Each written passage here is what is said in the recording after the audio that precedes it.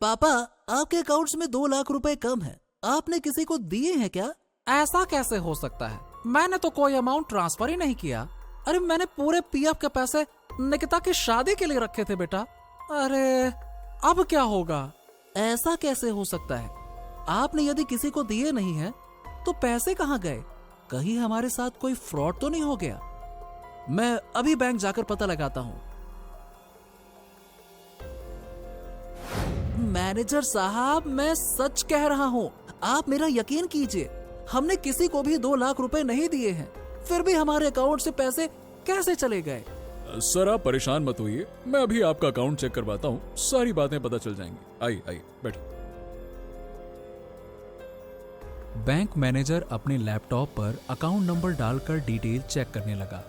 कुछ देर वो ध्यान से लैपटॉप पर देखता है, फिर लैपटॉप ऋतिक की ओर घुमाकर बोला, सर देखिए, आपने 4 बार में 2 लाख रुपए ऑनलाइन ट्रांसफर किए। पहले 35,000, फिर 55,000, फिर एक बार 45,000 और फिर ये देखिए आखिरी में 65,000 रुपए। ये देखिए पूरी डिटेल, डेट और टाइम दोनों ही मेंशन है। मैनेजर के लैपटॉप में पूरी डिटेल देखकर ऋतिक का सर घूम गया। आहा, मैं क्या, आपकी बात सही है, मगर मेरे पापा का अकाउंट किसी भी मोबाइल नंबर से लिंक ही नहीं है, तो ऑनलाइन पेमेंट हो कैसे गई? ऐसा कैसे हो सकता है? इस अकाउंट में तो मोबाइल नंबर लिंक है सर, ये रहा। मैनेजर के कहने पर ऋतिक ने मोबाइल नंबर देखा तो हैरानी से बोला, सर ये नंबर किसका है? मुझे नहीं पता। वैसे ये नंबर हमारे अकाउंट से कैसे लिंक हुआ? ऋतिक की बात सुनकर मैनेजर भी चकरा गया और बोला, सर लगता है आपके साथ साइबर क्राइम हुआ है, आपको पुलिस के पास जाना होगा। मैनेजर के कहने पर ऋतिक तुरंत पुलिस स्टेशन पहुंचा।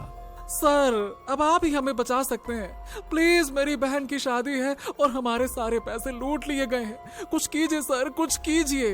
अरे अरे अरे अरे अरे, जरा शांति से बैठो, बैठो बैठो, ये लो पानी पियो, अब पूरी बात आराम से बताओ, क्या होगी बताओ। इंस्पेक्टर राठौर के समझाने पर ऋतिक कुछ देर खामोशी से बैठ जाता है और फिर उसके बाद ऋतिक ने उन्हें सारी बातें अच्छे से बताई। गजब चालबाजी है भाई, पहली बार सुनने में आ रहा है कि मोबाइल नंबर लिंक नहीं है और उसके बावजूद भी पैसा अकाउंट से गायब हो गया। वाह क्या तेज लोग हैं यार। तो भैया ऐसा है कि ये मामला साइबर क्राइम का नहीं बल्कि क्राइम का है। आप एक काम करिए, मुझे वो नंबर दीजिए जो आपके अकाउंट से लिंक हो गया है, अब यही नंबर इस पूरे खेल से पर्दा उठाएगा। इंस्पेक्टर राठौर के मांगने पर ऋतिक ने वो नंबर इंस्पेक्टर राठौर को दे दिया। इंस्पेक्टर राठौर ने कामिनी जी की ओर देखकर वो नंबर उनकी ओर बढ़ा दिया। कामिनी जी ने तुरंत वो नंबर लिया और टेलीकॉम डिपार्टमेंट से उस नंबर के ओनर का पता किया। नंबर एक सब्जी वाले का निकला। राठौर कामिनी जी के साथ तुरंत सब्जी वाले के पास पूछताछ के लिए पहुंच गए। हाँ सब्जी वाले भैया, हाँ भाई साहब, महाराज जरा ये नंबर बा तो देखो, ये तुम्हारा है का? है कैसन बात कर रहे हैं बाबूजी, रोड पर सब्जी बेचता हूँ, 2 वक्त का खाना ठीक तरह से नसीब हो ही जाए वो है हमारे लिए बड़ी बात है। अरे ना हमारे पास कोनो फोन है और ना ही कोई नंबर, अरे ये सब तो अमीरन का चोचला है बाबूजी, हम कहाँ। इंस्पेक्टर राठौर को उसकी बात पर यकीन नहीं हुआ, इसीलिए इंस्पेक्टर राठौर ने अपने 2 आदमियों को सब्जी वाले के पीछे लगा दिया। उन लोगों ने भी आकर बताया कि वो तो बहुत ही गरीब इंसान है, सब्जी वाला अपनी जरूरतें भी पूरी नहीं कर पा रहा है। अब इंस्पेक्टर राठौर सोच में पड़ गए क्योंकि ये क्राइम बहुत सोच समझ कर किया गया था। तो कामिनी जी अब सीधा मैनेजर साहब को बुलवाइए आप, अब तो उनसे ही पूछताछ करनी होगी, बुलवाइए। इंस्पेक्टर राठौर के बुलाने पर मैनेजर वहां पर आ गए। बताइए सर, मैं आपकी क्या मदद कर सकता हूँ? देखिए आपके बैंक के खिलाफ एक FIR दर्ज हुई है, तो उसी सिलसिले में आपको यहाँ बुलाया है। मुद्दा ये है साहब, अब इस पूरे कांड में आपके बैंक का अंदर वाला भी कोई शामिल है। क्योंकि अकाउंट किसी और का, मोबाइल नंबर किसी और का, लिंक कैसे हो गया मैनेजर साहब? हैं? कैसे हो गई इतनी बड़ी लापरवाही? अब सर मैं मानता हूं कि हमारे स्टाफ से गलती हो गई, मगर प्लीज सर इस बात को यहीं दबा दीजिए, और वरना हमारे बैंक की बहुत बदनामी हो जाएगी। आपके बैंक की बदनामी किसी के जीवन भर की जमा पूंजी से ज्यादा बढ़कर नहीं है मैनेजर साहब। आप जल्दी अपने बैंक का इंटरनल ऑडिट कीजिए और ऐसे छोटे मोटे खातों में लिंक्ड नंबर की पूरी तरह से जांच कीजिए। आशा है आप हमारी जांच में पूरा सहयोग देंगे ना? सर, हम लोग जनता की सेवा के लिए ही हैं। आपकी मदद करके हमें खुशी होगी। इसी खुशी में एक और बात सुनिए, आपकी टीम के साथ हमारी टीम लीडर कामिनी जी भी आपके साथ रहेंगी, है ना? कामिनी जी बैंक मैनेजर और एक सीए मिलकर बैंक का इंटरनल ऑडिट कर रहे थे। तभी एक व्यक्ति उनसे मिलने आया और उसने भी अपने अकाउंट से 1.5 लाख रुपए गायब होने की शिकायत दर्ज कराई। मैनेजर ने तुरंत उसका अकाउंट चेक किया और अकाउंट से लिंक मोबाइल नंबर उस व्यक्ति को बताया, तो उस व्यक्ति ने भी साफ मना कर दिया कि ये नंबर उसका नहीं है। अब मैनेजर भी परेशान हो गया था क्योंकि ये उसके बैंक का दूसरा केस सामने आया था जिसमें एक और अकाउंट होल्डर के साथ सेम फ्रॉड हुआ। उन्होंने तुरंत इंस्पेक्टर राठौड़ को इस बारे में बताया। वो नंबर चेक किया गया तो वो नंबर बैंक के प्यून के नाम से रजिस्टर था। इंस्पेक्टर राठौड़ और मैनेजर ने जब बैंक के प्यून को बुलाकर पूछताछ की तो वो नंबर उसका नहीं था। इंस्पेक्टर राठौड़ और मैनेजर दोनों हैरान परेशान होकर एक दूसरे की ओर देख रहे थे। अब तो ये बात साफ है कि इसमें बैंक का कोई बड़ा अधिकारी मिला हुआ है। क्यों मैनेजर साहब, कहीं आप तो इन सब में शामिल नहीं है? सर, ये आप कैसी बातें कर रहे हैं? मुझे तो इस बारे में कुछ पता ही नहीं है। वाह मैनेजर साहब वाह, आपके नाक के नीचे इतना बड़ा स्कैम हो गया और आपको कुछ पता ही नहीं है।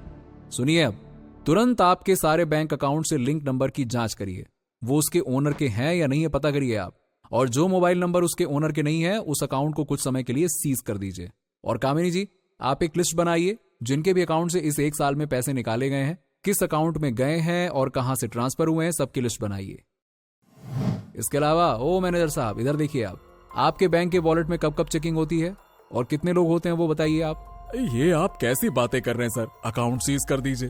अरे मेरे बैंक का नाम खराब हो जाएगा सर। गजब आदमी हो यार आप, आपको आपके नाम की पड़ी है और यहाँ लोगों की मेहनत का पैसा जो खतरे में है उसका क्या? जो पूछा है उसका ठीक ठीक जवाब दीजिए आप, बताइए। अब देखिए सर, मैं महीने में पहले रविवार को अकेले ही आकर पूरे बैंक को अच्छे से चेक करता हूँ, वॉल्ट और सिक्योरिटी दोनों। और वैसे भी पैसे ना तो वॉल्ट से चोरी हुए हैं ना ही सिक्योरिटी तोड़ के। हाँ, वो हमें भी पता है, लेकिन क्राइम को हर एक एंगल से इन्वेस्टिगेट करना पड़ता है। वैसे थैंक यू कोऑपरेट करने के लिए। इसके बाद इंस्पेक्टर राठौड़ के कहने पर जब जांच की गई तो कई सारे ऐसे अकाउंट हैं जिन पर अलग अलग लोगों के नंबर लिंक थे। ये नंबर भी ऐसे लोगों के नाम पर रजिस्टर थे जो कभी मोबाइल भी अफोर्ड नहीं कर सकते थे। मगर सबसे बड़ा सवाल था कि इन सब के पीछे किसका हाथ है। जांच के बाद एक पुलिस वाला राठौड़ के पास एक रिपोर्ट लेकर आता है और उनको देकर चला जाता है और राठौड़ रिपोर्ट को पढ़ने लगते हैं और कुछ सोच रहे होते हैं। तभी कामिनी जी राठौड़ को परेशान देखकर कहती हैं, सर, आपको क्या लगता है इस पूरे वारदात के पीछे किसका हाथ होगा? क्योंकि जो कोई भी है वो बहुत बड़ा मास्टरमाइंड है। इतनी सफाई से क्राइम किया है कि कोई क्लू ही नहीं है। कामिनी जी, क्राइम करने वाला कितना ही शातिर क्यों ना हो, कोई ना कोई सुराग तो जरूर छोड़ता है। ये देखिए, इस क्राइम का क्लू ये रहा। कहते हुए इंस्पेक्टर राठौड़ ने रिपोर्ट कामिनी जी की ओर बढ़ा दी, जिसे देखते ही कामिनी हैरान रह गई और मुस्कुराते हुए बोली, सर, आप कमाल हैं, कैसे कर लेते हैं आप ये सब कुछ? अपना तो ऐसा ही है। अब तुम्हें पता है ना तुम्हें क्या करना है? जी सर, मुझे सब पता है। कहकर कामिनी और राठौड़ दोनों बैंक जाते हैं और वहां काम करने वालों से लेकर मैनेजर को सबको एक कैबिन में बुलवाते हैं। अब ये सब कुछ क्या है सर? आप मेरे बैंक में हुए क्राइम के क्रिमिनल को तो ढूंढ नहीं रहे, उल्टा आप मेरे बैंक में आकर एम्प्लॉयज को अलग परेशान कर रहे हैं। क्या आप जानना नहीं चाहेंगे कि आपका मुजरिम कौन है? आखिर कौन है वो मास्टरमाइंड? हाँ, जरूर जानना चाहते हैं, लेकिन आपने तो सभी को ऐसे बुलाया जैसे सारे के सारे चोर हैं। आप सभी को इसीलिए बुलाया है क्योंकि मुजरिम आप सब में से ही कोई है। कौन है? आप बस नाम बताओ सर, मैं उसको अभी जॉब से निकाल दूंगा। अरे मासूम गरीबों का पैसा कौन खा रहा है? अरे कौन है तुम लोगों में से? बताओ, आप बस नाम बताओ सर, मैं उसको अभी जॉब से निकालता हूँ। इसकी हिम्मत कैसे हुई? आहा, मैनेजर साहब शांत हो जाइए, आप उसको जॉब से निकाल ही नहीं सकते हैं। अरे निकाल सकता हूँ, आप बस एक बार नाम तो बताओ सर उसका। हम आपको उसकी फोटो दिखा देते हैं, फिर आप ही बताना हमें उसके साथ क्या करना चाहिए। हाँ हाँ दिखाओ आप। कामिनी एक फोटो फ्रेम लेकर आती है और मैनेजर को दिखाती है, और उसको देख मैनेजर गुस्से में उस फ्रेम को फेंक देता है और कहता है, ये सब क्या है, आप लोग मुझे क्यों फंसा रहे हैं? असल में कामिनी एक शीशा लेकर आई थी जिसमें मैनेजर खुद को देखकर भड़क जाता है। अब मैनेजर साहब, आप खुद से बताएंगे कि आपने कितने लोगों का पैसा अपने अकाउंट में ट्रांसफर किया है, या फिर मैं आपको बताऊं? आप क्या कह रहे हैं? मुझे कुछ समझ नहीं आ रहा है। चलिए मैं समझा देता हूँ, दिक्कत क्या है। क्राइम करते वक्त मुजरिम खुद को कितना भी इंटेलिजेंट क्यों ना समझ ले, लेकिन कोई ना कोई गलती जरूर करता है, और आपने तो क्या ही कहना है, 2 बड़ी गलती कर दी। सबसे पहले आपने क्राइम के लिए बैंक के छोटे छोटे ग्राहकों की लिस्ट बनाई जो बैंक में पैसा सेविंग के लिए रखते हैं, साल 6 महीने में एक बार अपने बैंक अकाउंट में पैसे जमा करवाते हैं या निकालते हैं। उन ग्राहकों के अकाउंट को आपने गरीब लोगों के आधार कार्ड के जरिए कई जाली सिम बनवाली और उन नंबरों को अपने बैंक अकाउंट से जोड़ दिया, और फिर उन सिम के जरिए पैसा विड्रॉ किया। मैंने ऐसा कुछ नहीं किया जो आप बता रहे हो। मैं सिर्फ बता नहीं रहा हूँ, साबित कर सकता हूँ। चलो बताता हूँ मैं आपको। अब पहली बात तो ये कि आपने कहा कि हर महीने के पहली संडे आप बैंक आकर सिक्योरिटी और वॉल्ट चेक करते हो, है ना? हाँ, तो इसमें मैं कैसे मुजरिम हुआ? अरे आगे भी तो सुनो मैनेजर साहब, तुम ये रिपोर्ट देखो जहां साफ साफ दिख रहा है कि लोगों के साथ फ्रॉड हर महीने के पहले संडे को ही हुआ है। और चलो मान लिया कि ये एक कोइंसिडेंस हो सकता है, लेकिन जिस सर्वर से पैसा एक अकाउंट से दूसरे अकाउंट में ट्रांसफर किया गया वो तो आपके बैंक का सर्वर निकला। और संडे वाले दिन जिस दिन आप बैंक आए, उस दिन तो कोई और बैंक आया ही नहीं होगा, तो आपके अलावा सर्वर और कौन इस्तेमाल करेगा? और दूसरी गलती ये कि आपने जो पेमेंट गरीबों के अकाउंट से चोरी की, वो आपने क्या दिमाग लगाया, अपने ही दूसरे अकाउंट में ट्रांसफर कर लिया, और उसकी डिटेल्स भी इसी रिपोर्ट में है। वाह, गजब दिमाग लगाया। मेरा काम अच्छा खासा चल रहा था, अगर तुम इस मामले में नहीं आते तो। जितनी सफाई से आपने क्राइम किया था, उसे देखकर लगा नहीं था कि आप इतनी आसानी से पकड़ में आओगे, मगर आपकी एक गलती ने आपको फंसा दिया मैनेजर साहब, हैं? कहते हुए इंस्पेक्टर राठौड़ हंस रहे थे और दूसरा पुलिस वाला मैनेजर को पकड़ लेता है। सर, आप कमाल है, इतने छोटे से लूप होल से आपने क्रिमिनल को पकड़ लिया। अपना तो ऐसा ही है कामिनी जी। इंस्पेक्टर साहब, हमारी बेटी नेहा गायब हो गई है। सर प्लीज हमारी बेटी को ढूंढ लाइए। घबराइए मत, बताइए क्या हुआ? सर, मैं शालिनी वर्मा, एक टीचर हूँ, और ये मेरे पति विनायक वर्मा। सर, जब मैं स्कूल से घर आई तो घर पर ताला लगा था, पर घर के बाहर नेहा की सैंडल थी और अंदर उसका कॉलेज बैग था। उसकी फ्रेंड से पूछने पर पता चला कि आज क्लास जल्दी खत्म हो गई, तो दोनों जल्दी घर आ गए, पर नेहा का कुछ पता नहीं चल रहा। उसका बैग बताता है कि वो घर आई थी, लेकिन उसके सभी शूज और सैंडल बाहर शू रैक में ही हैं, तो नंगे पैर कहाँ चली गई? हम बहुत परेशान हैं सर, प्लीज ढूंढिए उसे। सर, उसका फोन भी बंद है। तो ये बात है, चिंता मत कीजिए, ये सब हम देख लेंगे। कामिनी जी, इनकी FIR तो लिखिए। आइए आप दोनों।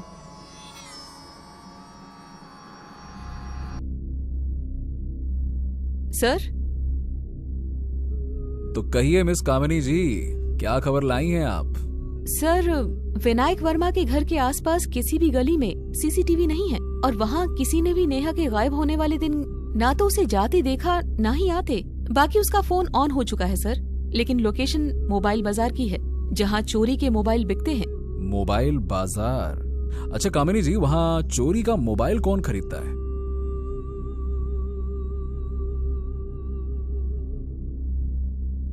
सॉरी सर, अगर पता होता तो मैं ये मोबाइल लेता ही नहीं। अरे बेटा ये बता, कौन था वो?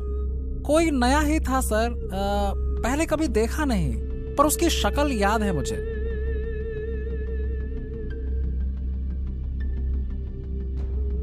सर, यही आदमी था मोबाइल बेचने वाला, यही था।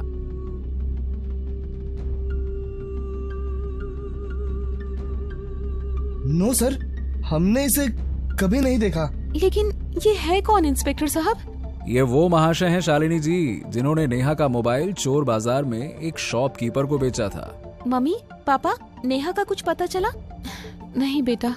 ये हमारी बड़ी बेटी माही है, ये दिल्ली में पढ़ाई कर रही है। अच्छा माही बेटा, आपको कोई आइडिया है कि आपकी बहन नेहा कहाँ जा सकती है? आई मीन टू से कि बहन अक्सर एक दूसरे के सीक्रेट्स जानते हैं, शेयर करते रहते हैं। सो जी सर, उसके सारे सीक्रेट्स मुझे पता है। वो परेशान थी मम्मी पापा के रोज रोज की लड़ाई से। नेहा हमेशा मम्मी की साइड लेती थी और इस बात पर पापा उसे बहुत मारते थे। आई थिंक पापा ने ही। पागल हो गए हो क्या तुम माही? ये क्या बकवास कर रही हो? मैं क्या करूंगा नेहा के साथ? वो मेरी बेटी है बेवकूफ, जैसे तुम हो। देखिए सर, प्लीज इसकी बातों पर मत जाइएगा, लेकिन ये सच है कि वो जब भी मेरी बजाय अपनी माँ की साइड लेती थी तो मेरा हाथ छूट जाता था उस पर। अच्छा आप ये बताइए कि आप दोनों पति पत्नी के बीच में झगड़े होने की वजह क्या है? शालिनी का हमारे पड़ोस में रहने वाले सुधीर के साथ अफेयर चल रहा है। विनायक पागल ना तो माही है, ना ही मैं, और ना ही नेहा। पागल तुम हो जो बेवजह सुबह शाम शक की बीमारी खा रहे हो। मेरा सुधीर के साथ कोई चक्कर नहीं है, समझे तुम? Oh hello mister and Mrs, आप लोग लड़ना बंद कीजिए। पुलिस स्टेशन है ये, आपका बेडरूम नहीं है, समझे? चलिए ये बताइए कि ये सुधीर महाशय कहाँ मिलेंगे? सर, विनायक बहुत ही शक्की आदमी है। वो झूठा आरोप लगा रहा है। बेशक हम कॉलेज समय से साथ में हैं, अच्छे दोस्त हैं और फोन पर बातें करते रहते हैं, लेकिन इसका मतलब ये तो नहीं हुआ ना कि हम दोनों का कोई चक्कर चल रहा है। अरे विनायक तो ऐसे ही बोलता रहता है।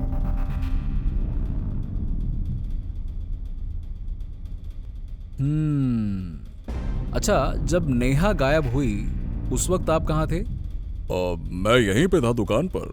आप चाहें तो सीसीटीवी कैमरा चेक कर सकते हैं। बस दोपहर 2 से 3 बजे के बीच में मैं दुकान पर नहीं था। उस दिन मैं टिफिन लाना भूल गया था तो खाना खाने के लिए घर चला गया था। आप चाहें तो चेक कर सकते हैं।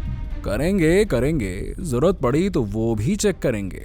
बस एक बात कान में पिघले शीशे की तरह डाल लेना, जब तक नेहा का कुछ पता नहीं चल जाता तुम शहर से कहीं बाहर नहीं जाओगे। Got it? चलो कामिनी।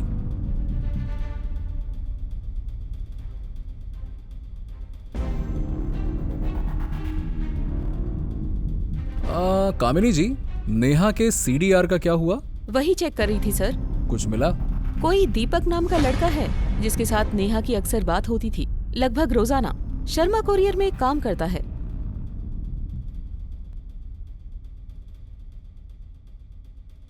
क्यों, दीपक तुम ही हो? जी? तो भैया दीपक जलाने दुकान क्यों नहीं गए?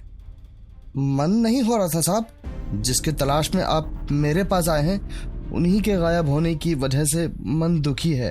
क्या रिश्ता था तुम दोनों में? एक दिन वो मेरी दुकान पर मोबाइल ठीक करवाने आई थी। वहीं बातों बातों में उन्हें पता चल गया कि मैं 8वीं पास हूँ, तो उन्होंने मुझे पढ़ने के लिए प्रेरित किया। बेशक हम कम उम्र थे, पर वो मेरी गुरु थी सर। उनकी वजह से ही मैं इस साल 10वीं पास की है।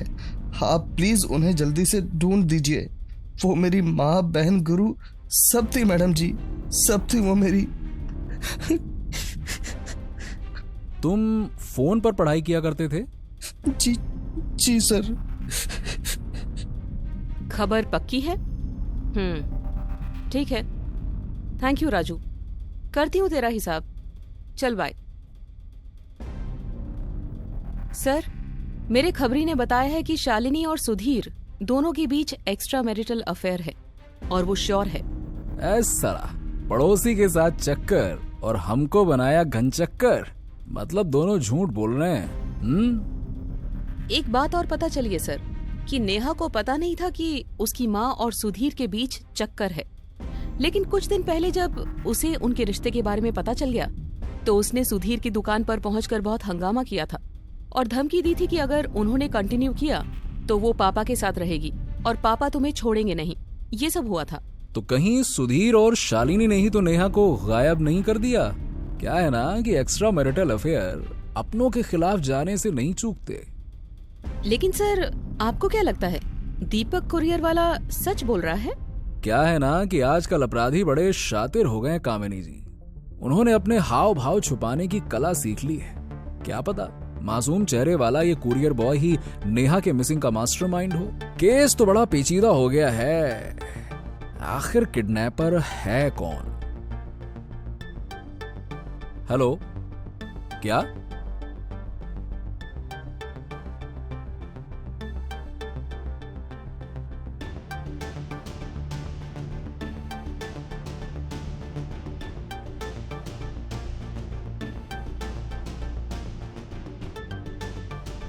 कामिनी जी, इसे फॉरेंसिक लैब भिजवाइए अब।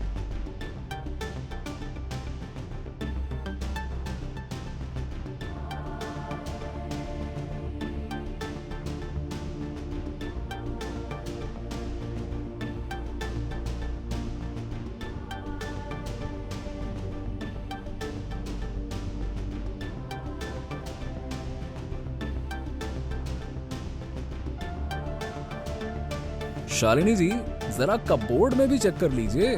अरे आपने जो कपड़े प्रेस के लिए भिजवाए थे वो सही है या नहीं, देख लीजिए। जी सभी कपड़े हैं, पर आप इन कपड़ों के बारे में क्यों पूछ रहे हैं? नेहा की मौत से इसका क्या लेना देना? तुम्हारा नाम क्या है? राजू है साहब। कुछ काम था क्या साहब? नेहा मैडम गायब हो गई हैं, उनके बारे में ही पूछना है क्या साहब? तो मैं बता देता हूँ। वो बहुत अच्छी लड़की थी, एक नरम स्वभाव था उनका, पर उनके साथ क्या हुआ हमको कुछ नहीं पता साहब। अच्छा ठीक है, ये बताओ कि तुम उनके घर कपड़े लेकर कब गए थे? 4 तारीख को गए थे साहब।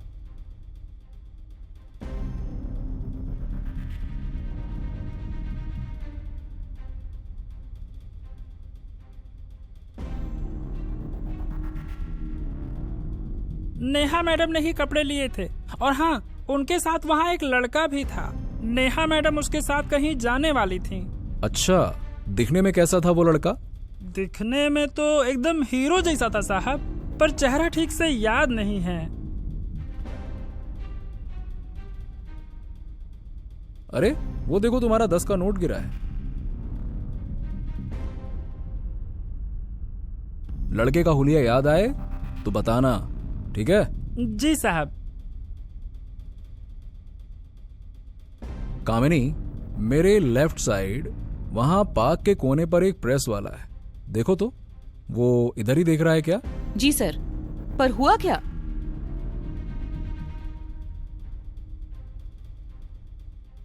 सर, नेहा के नेल से मिला स्किन के टुकड़े का डीएनए और बीड़ी पर मिले डीएनए से मैच हो गया है।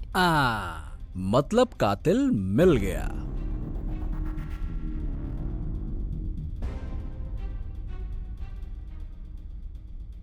ओह भैया राजू बेटा, बस बहुत कपड़े प्रेस कर लिए, जो बचे हैं ना उन्हें जेल में प्रेस करना।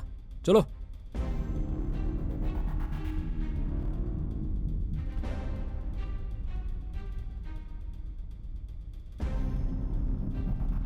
रुक जाओ विनायक, अगर तुमने राजू को कुछ भी करने की कोशिश की तो मुझे मजबूरी में गोली चलानी पड़ेगी। मुझे मत रोको इंस्पेक्टर। मुझे पता चल चुका है कि इस दरिंदे ने ही मेरी बेटी को मारा है। इसे इसकी पाप की सजा मैं देख कर रहूंगा। देखिए विनायक जी, आप पर क्या बीत रही है मैं बिल्कुल समझ सकता हूँ, लेकिन प्लीज कानून को अपने हाथों में मत लीजिए। नेहा को तो हम बचा नहीं सके, लेकिन आपकी पत्नी और आपकी एक बेटी भी तो आपके साथ है ना। अगर आप जेल चले गए तो इनका क्या होगा? बात को समझिए। फेंक दीजिए चाकू, इसे कानून सजा देगा, मैं दिलवाऊंगा।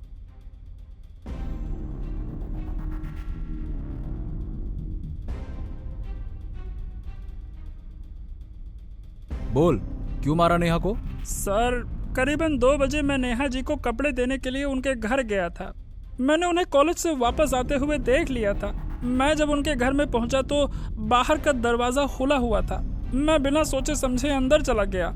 अंदर पहुंचा तो देखा नेहा जी कपड़े बदल रही थी, और उन्हें बिना कपड़ों के देखकर मेरी वासना जाग गई। चाहकर भी मैं खुद पर काबू नहीं कर पाया और अंदर कमरे में पहुंच गया। मुझे वहां देखकर वो चौंक गई। उन्होंने मुझे वहां से जाने के लिए कहा, लेकिन मैंने उनके सामने प्यार करने की शर्त रख दी।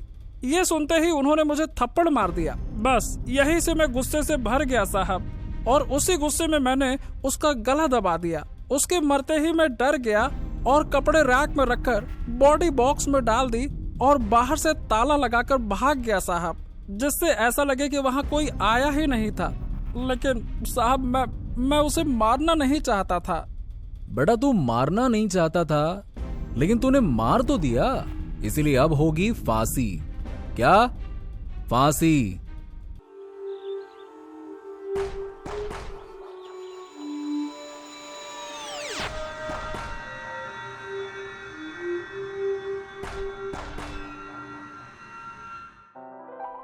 प्लास्टिक की थैली तो बहुत भारी लग रही है, क्या होगा इसमें?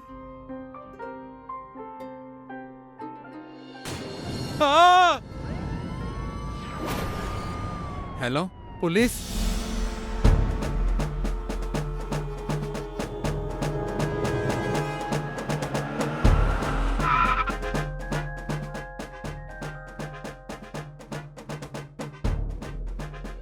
पहचान छुपाने के लिए कातिल ने विक्टिम का चेहरा बुरी तरह से बिगाड़ दिया है सर। कोई बात नहीं कामिनी जी, एक्सपर्ट इस महिला का चेहरा बना लेगा। तुम एक काम करो, आसपास के जितने भी घर हैं सबसे पूछताछ करो। Okay sir.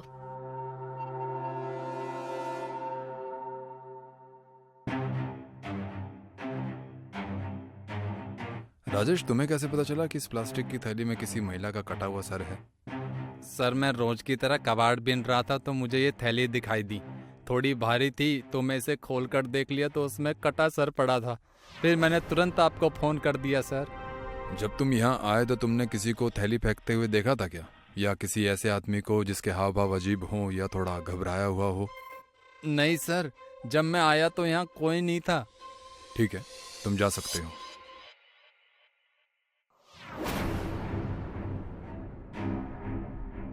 कामिनी जी, इस नदी पर आने जाने वाले सारे रास्तों पर जितने भी सीसीटीवी हैं, आज से पिछले 10 दिन तक के मुझे वो सारी फुटेज चाहिए।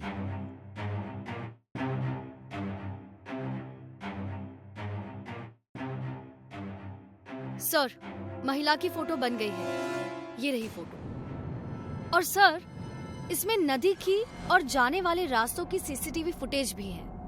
फोटो को सभी पुलिस चौकी में भेज दो और सीसीटीवी फुटेज चेक करो। मैं कमिश्नर सर के ऑफिस जा रहा हूँ और मेरे आने तक सारी रिपोर्ट चाहिए। जी सर।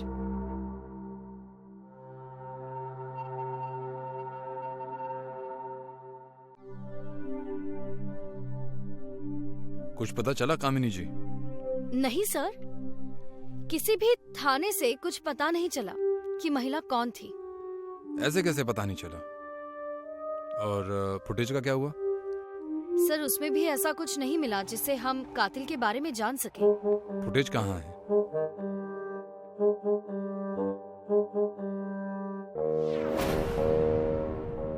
कामिनी जी, कातिल का पता चल गया। कौन है सर? ये है कातिल। सर, आप ये पूरे यकीन के साथ कैसे कह सकते हैं? गौर से देखो इसे। इस फुटेज में और बाकी फुटेजेस में सभी लोग बिना मास्क और कैप के हैं, और ये आदमी बारिश वाले दिन में कैप पहनकर चल रहा है और कोरोना के जाने के साल भर बाद भी मास्क लगाकर घूम रहा है। पता है क्यों? क्यों सर? क्योंकि इसे भी पता है कि रास्ते में सीसीटीवी कैमरा है। लेकिन सर, ये भी तो हो सकता है कि ये आदमी गंजा हो या उसके सिर पर डैंड्रफ हो, उसके बाल झड़ते हो या उसे स्टाइल में रहना पसंद हो, और इन्हीं सब वजह से लोग कैप पहन लेते हैं सर। राइट, लेकिन इस पर शक करने का कारण ये है कामिनी जी कि ये आदमी उसी रोड के अगले सीसीटीवी फुटेज में नहीं, लेकिन 10 मिनट बाद वापसी वाले फुटेज में वो है, और इसी बीच में वो घाट है जहां हमें कटा हुआ सर मिला था। वाह सर, आप तो सच में कमाल है। अपना तो ऐसा ही है। आरटीओ ऑफिस से इस बाइक की डिटेल्स निकालिए।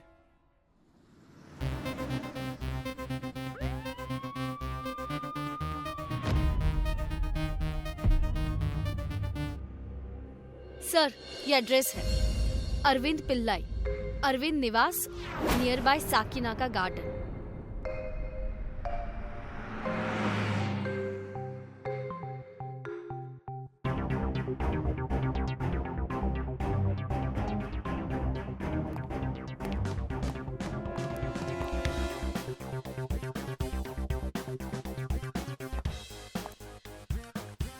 अरविंद पिल्लाई?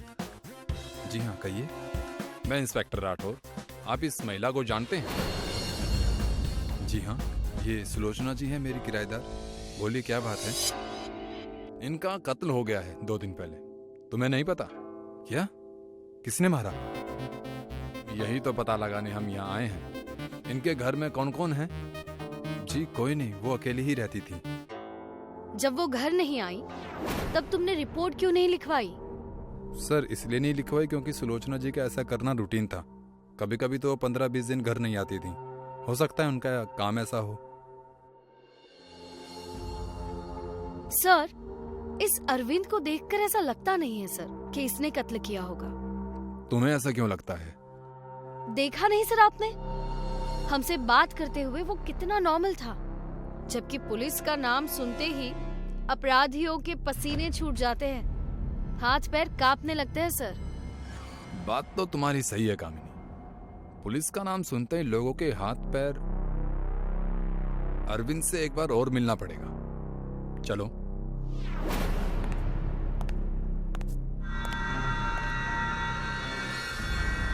माफ करना अरविंद, मेरा मन में एक सवाल है, मैं वही क्लियर करने आया हूँ। तुम्हारे हाथ में ये चोट कैसे लगी? घर के साफ सफाई में लग गई थी sir. If you don't mind, हम तुम्हारा साफ सुथरा घर भी देखना चाहते हैं। देखिए आप लोग ऐसे किसी के घर में नहीं घुस सकते, पर हम तो घुस चुके हैं अरविंद जी। पूरे घर की तलाशी लो।